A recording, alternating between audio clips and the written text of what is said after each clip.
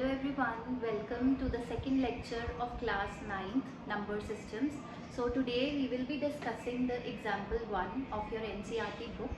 What is the question? Are the following statements true or false? Give reasons for your answers. First statement is every whole number is a natural number.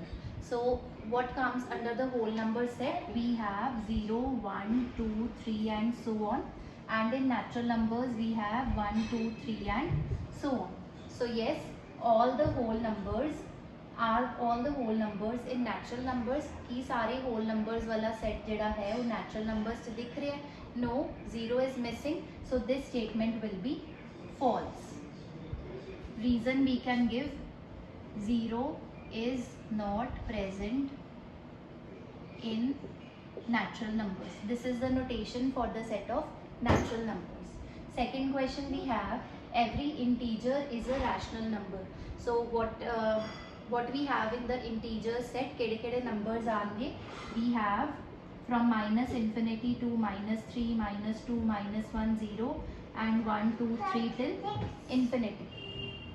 So in rational numbers we have the numbers of p by q form.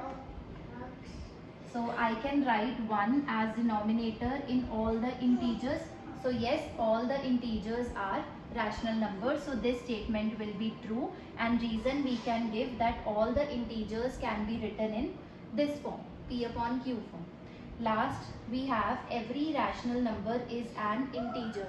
So rational numbers are of the form p by q form, that is numerator upon denominator, and integers are of this form. So let me take an example. For suppose this statement will be false and we will give an example. We have 2 upon 3. It is a rational number, but 2 upon 3 is not an integer.